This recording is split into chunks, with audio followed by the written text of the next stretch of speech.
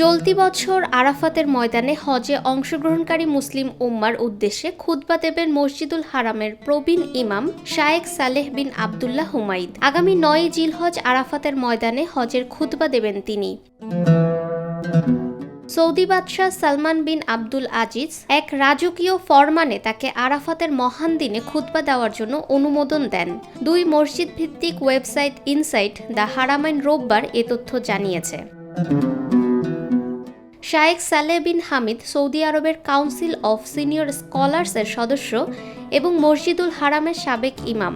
তিনি দীর্ঘদিন ধরে ইসলামী জ্ঞান, হিকমা এবং বিচার বিভাগীয় নেতৃত্বে গুরুত্বপূর্ণ ভূমিকা রেখে আসছেন। তার বক্তৃতা, গভীর অন্তর্দৃষ্টি ও পাণ্ডিত্যপূর্ণ চিন্তা তাকে মুসলিম বিশ্বের কাছে শ্রদ্ধার আসনে অধিষ্ঠিত করেছে।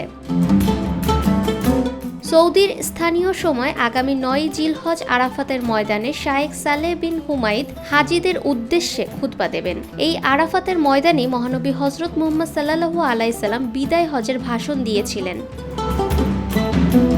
৯ জিলহজ আরাফার দিন মসজিদে নামিরা থেকে প্রদত্ত খুতবা হজের সবচেয়ে গুরুত্বপূর্ণ ও তাৎপর্যপূর্ণ অংশগুলোর একটি।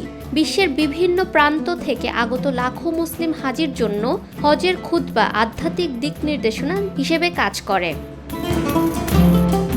আগামী ৫ জুন বৃহস্পতিবার ২০২৫ সালের আরাফা দিবস অনুষ্ঠিত হবে বলে আশা করা হচ্ছে। সৌদি আরবের উম্মুল কুরা হিজরি ক্যালেন্ডার অনুযায়ী এদিন ১৪৪৬ হিজরির ৯ জিলহজ থাকবে, আর এই দিনটি হজের প্রধান কার্যক্রম অনুষ্ঠিত হয়। ফাহমিদা বিনতে আনোয়ার, নিরপেক্ষ নিউজ ডেস্ক।